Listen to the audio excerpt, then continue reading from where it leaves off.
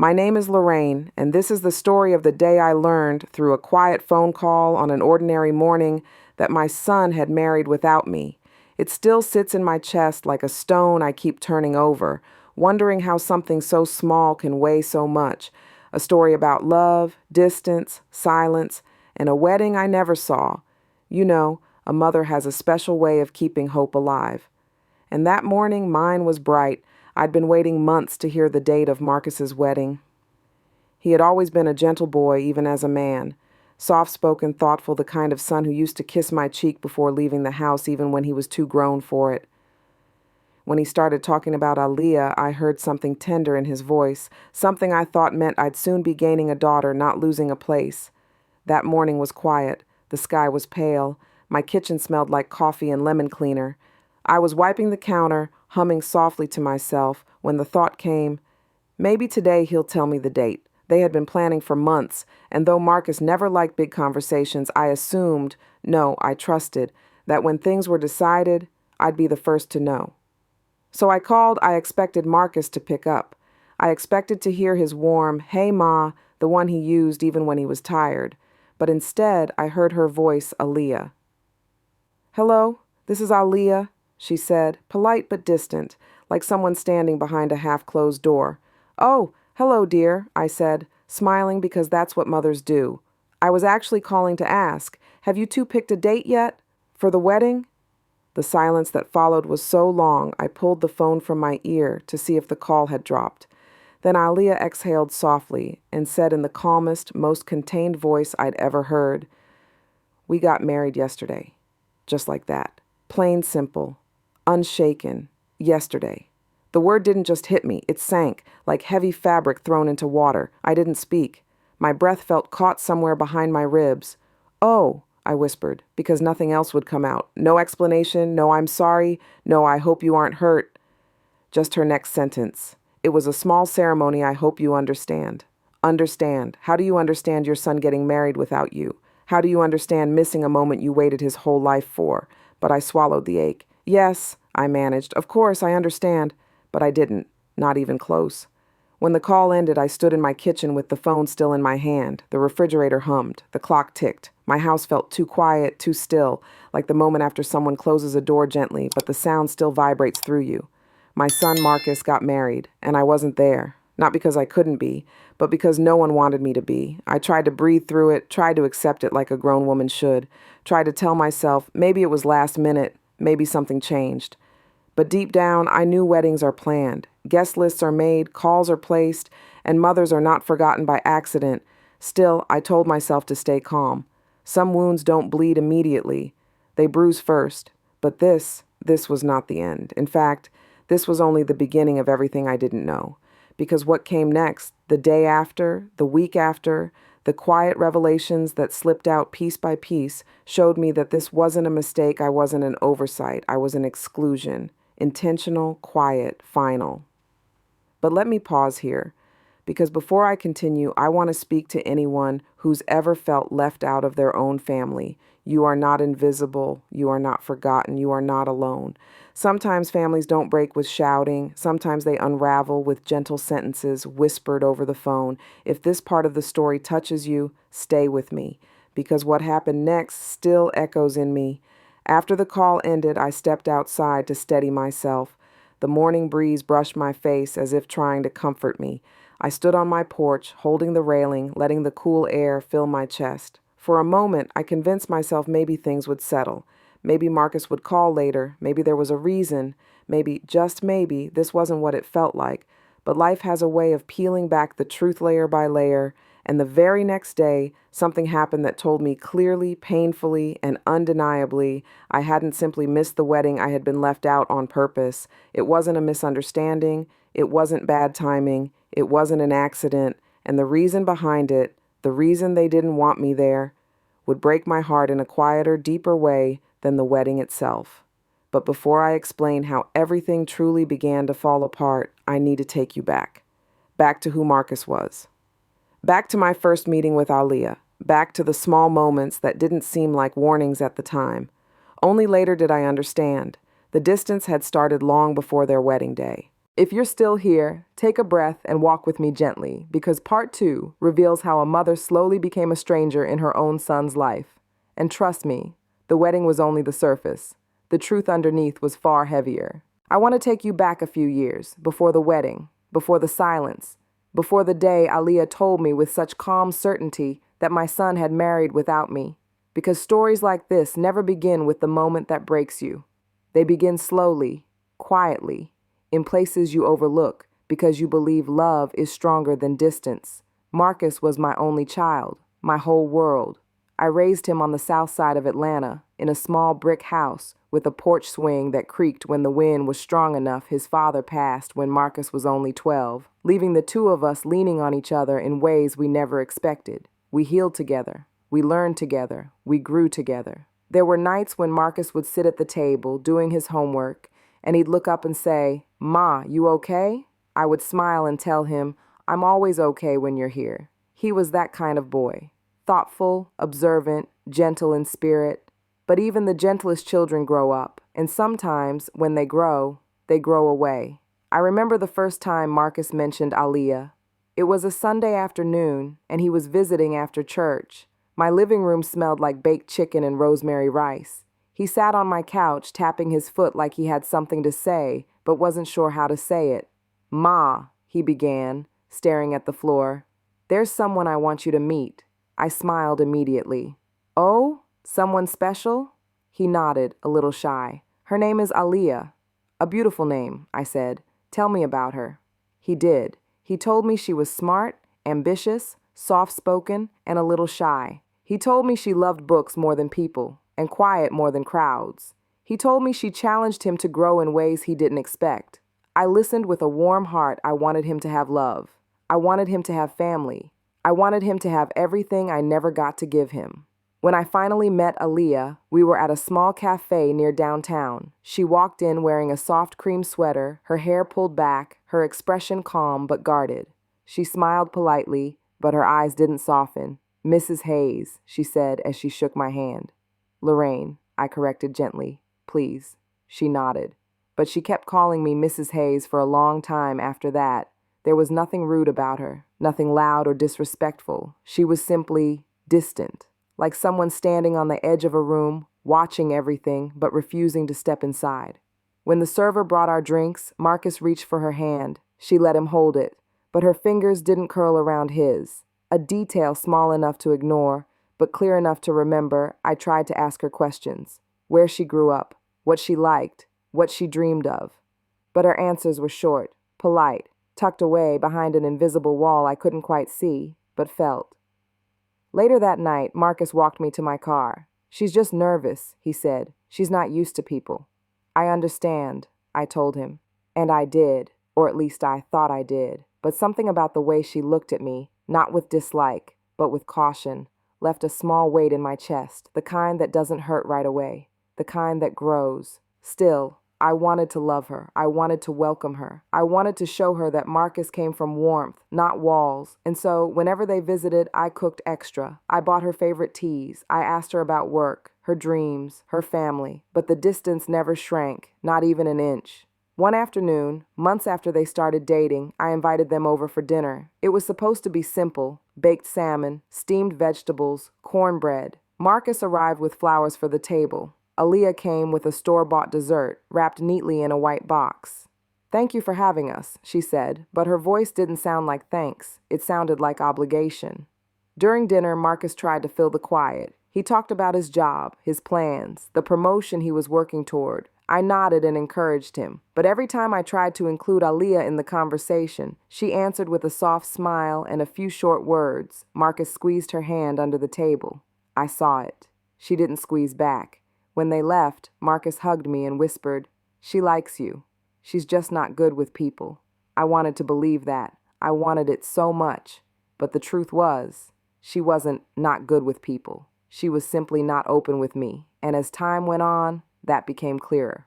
There were holidays I spent alone, birthdays where Marcus came by quickly, with excuses lined up like stepping stones, texts that became shorter, calls that came less often. At first, I told myself it was normal. He was building a life. He was in love. He was busy. But mothers feel absence differently. We feel it in our bones, like a cold that settles in and refuses to leave. One evening, months before their wedding, I mustered the courage to ask Marcus what was wrong. He was standing in my kitchen, washing his hands, the sink water running warm and steady. "Marcus," I said quietly, "have I done something to upset you?" He looked at me, startled. "No, Ma. Why would you think that?" "Because I feel like I'm losing you," I whispered. He dried his hands slowly. Then he said, "Ma, don't think that. You're my mother." But he didn't say, "You're important." He didn't say, "I need you." He didn't say, "You'll always be part of my life." And sometimes it's the words a person doesn't say that tell the truth. I remember standing at the window after he left, watching him walk Aaliyah to the car. He opened her door. She stepped inside without looking back at me. Marcus leaned in to kiss her cheek, but she turned slightly, and his lips brushed the side of her jaw instead.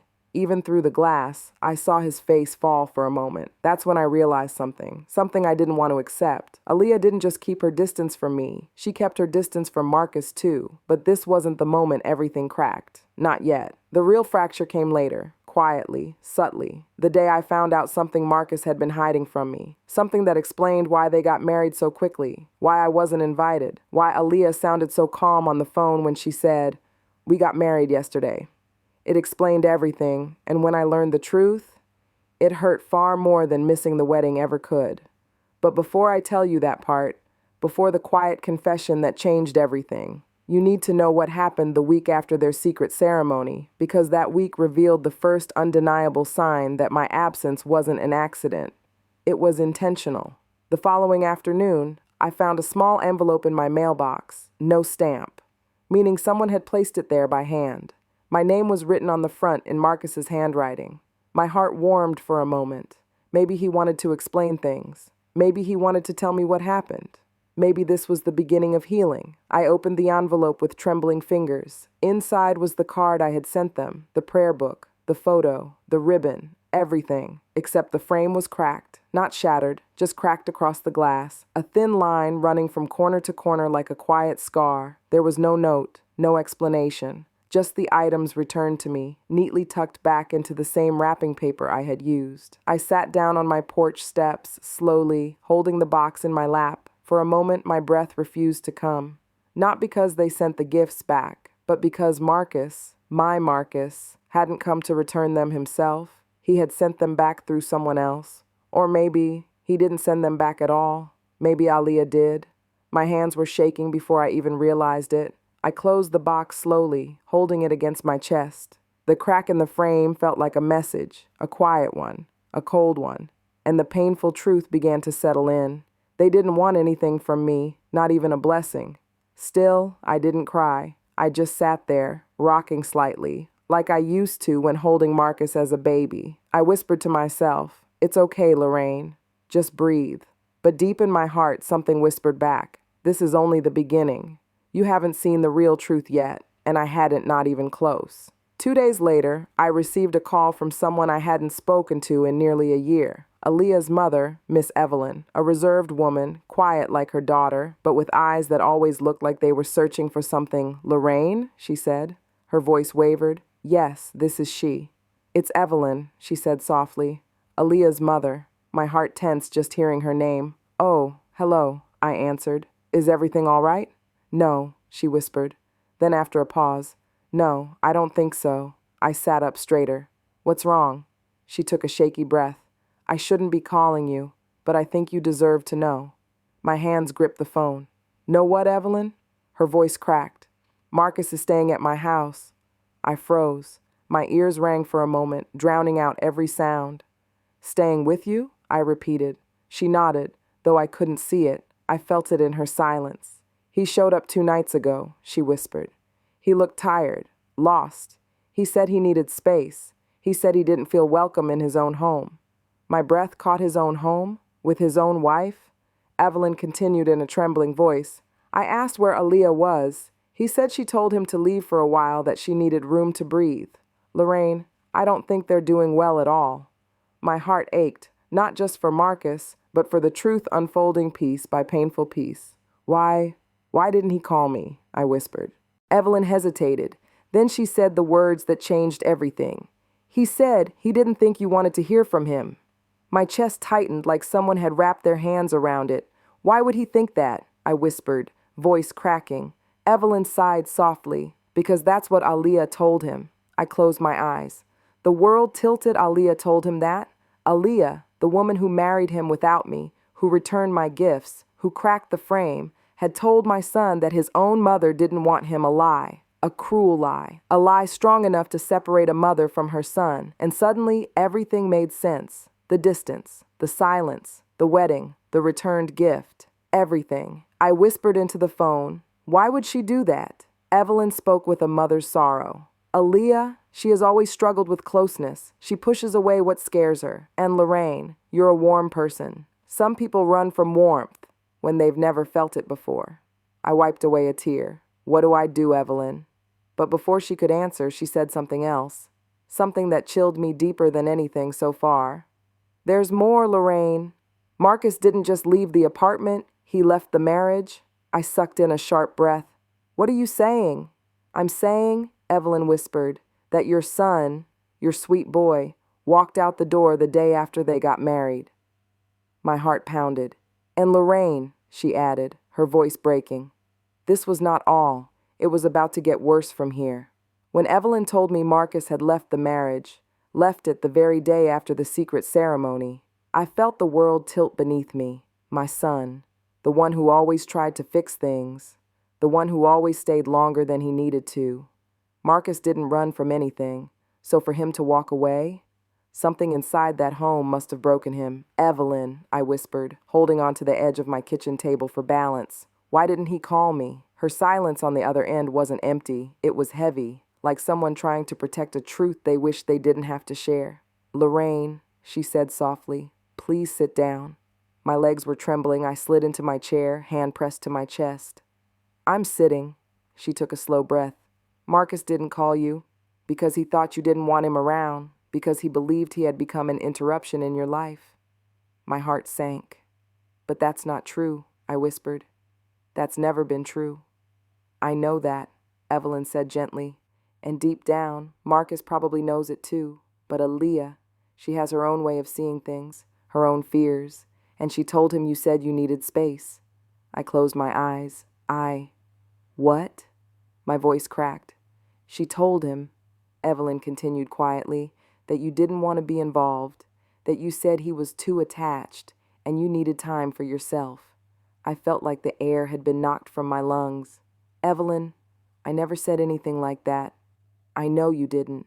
Her voice was soft, with the sadness of a mother who had watched her daughter struggle in silence for years. Aaliyah, she builds walls before bridges, she whispered. She pushes people away before they can hurt her, even people who mean well. But she hurt him, I murmured. And she hurt you, Evelyn replied gently. There was another pause before she added, Lorraine, he'll come to you. Give him time.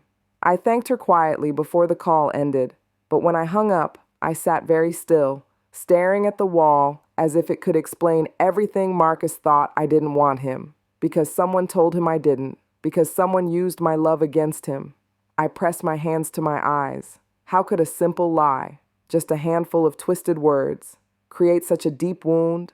I felt the ache slowly rise in my chest, thick and painful, but underneath it, something else formed. A quiet strength, a mother's determination. If Marcus was hurting, then I would wait for him. I would stand in the doorway of my home like I always had, ready to catch him if he fell. I just didn't expect him to fall so quickly. 3 nights after Evelyn called, it was nearly midnight when I heard the knock. At first, I thought it was the wind, a soft tapping, hesitant, unsure. Then it came again. I walked to the door slowly, heart pounding. When I opened it, the porch light cast a soft glow over Marcus, my baby, my grown man, my son. He stood there with his shoulders slumped, a small overnight bag hanging from his hand. His eyes were tired, not the tired that comes from work or long days, the tired that comes from carrying too much alone. Marcus, I whispered. He tried to smile. It trembled. Hey, Ma. I stepped aside instantly. Come in, baby, I said softly. Come in. He walked in slowly, like every step was heavy. When I closed the door behind him, he set the bag down and stood there with his head bowed. For a long moment he didn't speak, and then, in the quietest voice, as if he was confessing something shameful, "I'm sorry." My heart clenched. "For what?" I asked gently. He shook his head, eyes shining. "For everything. For not calling. For the wedding. For staying away." He wiped his face quickly, almost like he was embarrassed to be crying. "I thought you didn't want to deal with me anymore," he whispered. She said you told her that you were tired, that you needed space from me." I stepped forward and placed my hands on his cheeks, like I used to do when he was small. "Marcus Hayes," I whispered firmly. "Look at me." He did, with red, tired eyes. "I have never in your entire life told anyone that I needed space from you. You hear me? Never." He swallowed hard. "Then, why would she—" He couldn't finish the question. He didn't have to. I pulled him close, his arms wrapped around me tightly, tighter than they had in years. He buried his face into my shoulder, and his whole body shook. "My own wedding, Ma," he choked out. "I walked out of my own wedding." I held the back of his head, rocking him gently like I used to. "Tell me what happened," I whispered. He pulled back slowly, wiping his face with the sleeve of his jacket. We sat together on the couch. The house was quiet, except for the soft hum of the refrigerator and the faint whistle of the wind outside. Marcus took a deep, shaky breath. "Ma, the wedding wasn't planned." I frowned. "What do you mean?" He looked down at his hands. "Aaliyah said she didn't want a big ceremony. She didn't want people. She didn't want attention. She reminded me how she was with crowds, and I didn't want to pressure her." "That's understandable," I said softly. He nodded weakly. "But then she said she didn't want any family there." My breath caught. "None?" "None," he said. "Not her mother, not my mother, no one." "Why?" He swallowed. "She said love should be simple, just two people making a promise. She said other people make things complicated." I let that sink in. It hurt. It told me more about Aaliyah's fear than her confidence. "But the hardest part," Marcus whispered. He paused. My heart tightened. "What happened, baby?" "She told me, right before we left for the courthouse, that if I didn't agree to a private ceremony, she wasn't sure she could marry me at all." My breath stilled. "That's not a choice," I whispered. "That's pressure." He nodded, tears welling again. "I didn't want to lose her, Ma. I loved her, so I agreed." His voice cracked. "We got married, just the two of us, and afterward, she barely looked at me." "What do you mean?" "She was quiet cold. She said she felt overwhelmed, said she needed space." Marcus rubbed his face with both hands. "I slept on the couch our first night as husband and wife." My heart tightened painfully. "She asked me not to talk to anyone for a few days. Said she needed time to adjust. Said if I contacted anyone, especially you, she'd have to leave."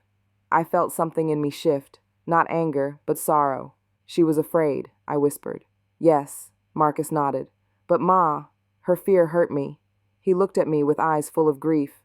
"And the next morning, she asked me to go stay somewhere else for a while." "You?" I whispered. "Her own husband?" He nodded. "She said she needed to breathe, and when I told her I loved her, she said, 'Love isn't enough.'" Silence settled thick between us. "And that's when I left," Marcus whispered. "I walked out the day after we said our vows, because I felt like a stranger in my own marriage." He wiped his eyes again, but the worst part wasn't her pushing me away. He looked at me then, deeply, painfully. "The worst part was thinking you didn't care, thinking you didn't want me either." My chest tightened. "Oh, Marcus," I whispered, pulling him close. He melted into my embrace again, a grown man holding on to his mother like he was 12 years old again. We stayed like that for a long time. When he finally lifted his head, he whispered, "Ma, can I stay here for a while?" I kissed his forehead the way I used to. "Baby, you never needed to ask." But deep down, I knew something. This wasn't over. This wasn't settled. This wasn't healed. Marcus had walked away from Aaliyah, but not completely. There was still a pull, a tie, a shadow, and I could feel, with a mother's intuition, that the truth behind Aaliyah's fear, her distance, her lies, hadn't surfaced yet. There was something Marcus didn't know, something I didn't know, something Evelyn didn't say, something that would explain everything, and I was terrified of what that truth might be, because whatever it was about to get worse from here. Marcus stayed with me for 3 days, 3 quiet, heavy days, filled with slow mornings, untouched coffee, and long silences where he stared at nothing I cooked for him, checked on him, sat beside him when he needed company, left him alone when he needed space. But on the 4th day, something happened that neither of us was ready for. It was late afternoon, the sky a soft gray, the kind that made the world feel suspended. Marcus was in his old room, lying across the bed he grew up in, when I heard a car door slam, not hurried, not angry, just firm, purposeful. I walked to the window and looked out. Aaliyah, standing at the edge of the walkway, thin sweater hair tied back like she hadn't slept in days, hands shaking as she clutched her phone. She didn't move toward the door. She didn't call out. She just stood there, staring at the house, as if she wasn't sure she had the right to step closer. My heart tightened. A mother knows when someone is broken, and she looked broken, in a way that was quiet, aching, and filled with something deeper than guilt. I opened the door slowly. "Aaliyah," I said softly. She lifted her head. "Miss Lorraine," she whispered. Her voice cracked on the second word. For a moment, she didn't step forward. She just stood there as tears filled her eyes. "Is he here?" "Yes," I said gently. She nodded as if she expected that, hoped for it, feared it all at once. "Can I talk to him?" Her voice shook. "Please." I didn't know if Marcus was ready, but I knew he needed clarity, even if it hurt. "Wait here," I whispered.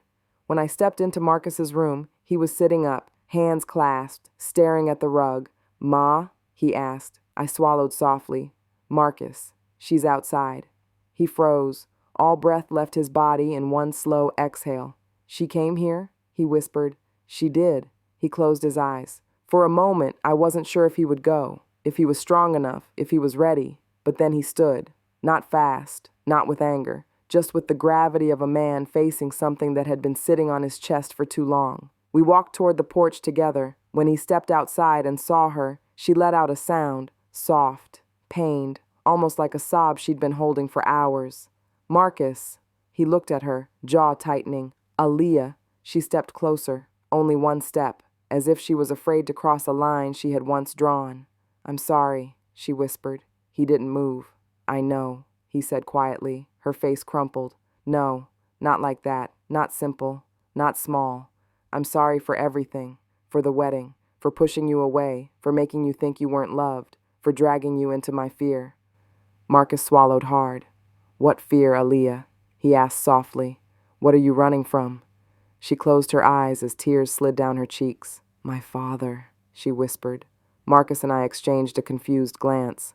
Aaliyah's voice trembled as she continued. "You never met him. Mom never talks about him, but he wasn't kind. Not to her. Not to me." Her hands shook as she pulled her sweater tighter around herself. "He left when I was 10, not quietly, not gently. He left with screaming, accusations, broken plates, broken promises." Marcus's face softened with realization. "And ever since then," Aaliyah whispered, "every time someone loved me, I felt like they would leave too. Or worse, I would push them away first." She looked up. "That's why I didn't want a big wedding. That's why I didn't want family there. I didn't want anyone to witness something I believed wouldn't last." Marcus's eyes softened. "And the lies?" he asked gently. She looked at me then, directly into my eyes. "I lied about you, Miss Lorraine," she whispered, "because I didn't know how to compete with the kind of love you have for Marcus. I didn't know how to fit into it. I thought you would see the cracks in me and take him away." Her breath shook. "So I pushed you away before you could ever push me out." My heart ached, not in anger, but in understanding. Marcus stepped toward her. "Aaliyah, you don't have to compete with my mother," he said softly, "and she's not someone you need to fear." She covered her mouth with her hand as another sob escaped. "I know that now," she whispered, but I realized it too late. Marcus looked at her for a long moment. Then, in a quiet voice, full of the gentleness I raised him with, he asked, "Aaliyah, why did you ask me to leave? Why the day after our wedding?" She crumbled then, completely, "Because some truths break people open." "I panicked," she whispered.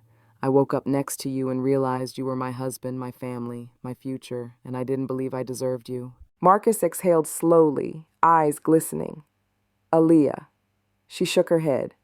I thought if I asked for space, I could breathe. But the moment you left, it felt like the world collapsed. And when the silence grew, it reminded me of every abandonment I had ever lived through. But this time, I caused it. She pressed her hands together, pleading, I want to fix this, Marcus. I want to heal, with you, not alone. But I know you might not want that anymore. A long silence followed, not tense, not angry, just heavy with unspoken love and unspoken pain. Marcus finally stepped close enough to brush a tear from her cheek. I didn't walk out because I stopped loving you, he whispered. I walked out because you wouldn't let me love you. She closed her eyes. And I'm ready to try now, she whispered, if you'll let me. Marcus looked at her, deeply, quietly, and something in his expression softened in a way I hadn't seen in days. I'll talk, he said finally.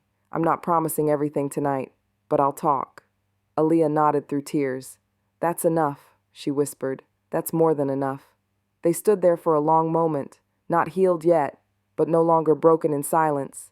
When they finally walked inside, sitting across from each other at my dining table, I felt something warm settle in my chest. Not relief, not victory, because sometimes families fall apart quietly, and sometimes they rebuild in the same quiet way, one honest word at a time, yet even then. I felt something unsettled, because although Aaliyah's story explained so much, there was still a missing piece, something Evelyn hadn't told me, something Aaliyah hadn't shared, something deep. And that truth, it was about to surface. And when it did, the whole story would change again. That evening, long after the sun went down and the house settled into the kind of quiet that wraps around you like a blanket, the three of us sat at my dining table, Marcus on one end, Aaliyah on the other, me in the middle, not as a referee, not as a judge, but as a mother trying to hold space for two hearts learning how to speak honestly. For the first time, Aaliyah's confession about her father explained so much, her distance, her fear, her pushing. But still, that lingering weight in my chest hadn't left, and truth has a way of making itself known. It was almost 9 p.m. when my phone vibrated. Evelyn. I stepped onto the porch to take the call. The night air was cool, carrying that stillness that only appears when people are ready to share the last piece of a story. Lorraine, she said quietly, is my daughter with you? Yes, I whispered. They're talking. There was a long pause, too long. Lorraine, there's something else. Her voice trembled, not with fear, but with guilt. My fingers tightened around the phone. What is it, Evelyn? Another silence. Then, Aaliyah didn't just push Marcus away because of her childhood. She pushed him away because she believed she was protecting him. I frowned. Protecting him from what? Evelyn exhaled shakily. From herself. I pressed a hand to my chest, bracing. Evelyn, please tell me. Lorraine, she whispered, my daughter has anxiety. Not the mild kind. The kind that takes over her breath and her thoughts. She's been in and out of treatment for years. She hides it well, sometimes too well, and when stress hits, she spirals, she shuts down, she distances herself so she won't fall apart in front of the people she loves. I closed my eyes. She didn't tell Marcus because she was afraid he'd think she was broken, Evelyn continued. And the day after the wedding, she had a panic attack when he went to shower. She thought he'd leave her, so she told him to leave first. My heart ached. That poor girl, that poor boy, that poor marriage caught between misunderstanding and fear. Why didn't she tell him? I whispered. Because she's still learning how to trust love, Evelyn said, and she didn't want Marcus to carry her pain. But he would have gladly. He would have carried it, shared it, comforted it, because that's who Marcus had always been. When I returned inside, Aaliyah and Marcus both looked up at me. The weight of what I now knew pressed against my ribs. I sat down quietly. Aaliyah, I said softly, your mother called. Her eyes widened, not with anger, but with knowing. She lowered her head. I figured she would. Marcus looked between us, confused, concerned. What's going on? He asked gently. Aaliyah took a trembling breath. There's something I haven't told you.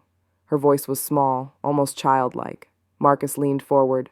Whatever it is, he said softly, you can tell me. She wiped her cheek with the back of her hand.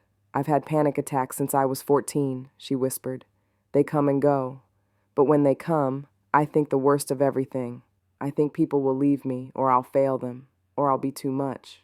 Marcus's eyes softened in an instant. Aaliyah, she shook her head.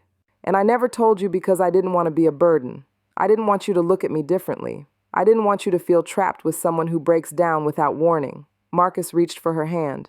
I married you because I love you, he said, not because you're perfect.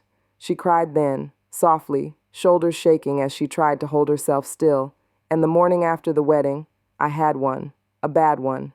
I thought you'd wake up, see me shaking, and regret everything. So I told you I needed space. I told you to go. Her breath quivered. But the moment you walked out, I realized what I'd done, and I was too ashamed to call you back.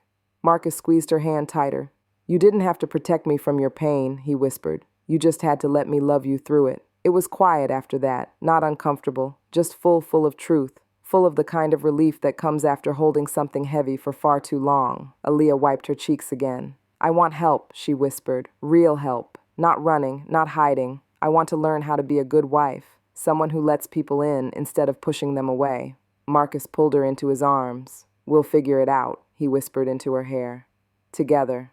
She nodded against his chest, and as I watched them, two young souls finally breathing in the same rhythm, I felt something settle inside me, a peace. Not that everything was fixed, not that all wounds were gone, but that healing had begun. Later that night, after Aaliyah left to get some rest and Marcus returned to his childhood room, I sat alone in the quiet of my living room. The lamp beside me cast a warm glow across the walls. The clock ticked softly, steady and calm. Outside, the wind had stilled. I folded my hands in my lap. Life doesn't always give us perfect beginnings. Sometimes it gives us tangled starts, broken moments, misunderstandings, fear. But love, real love, isn't found in the easy parts. It's found in the sitting, the talking, the listening, the trying again. I learned something watching them tonight. Families don't fall apart because of flaws. They fall apart when people stop trying, and they heal when someone decides to try again.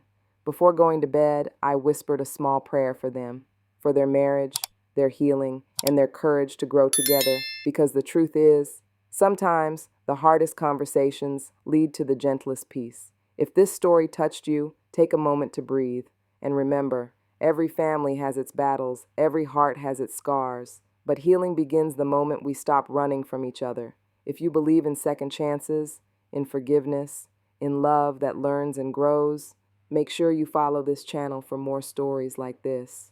Your support helps these stories reach someone who may need them tonight.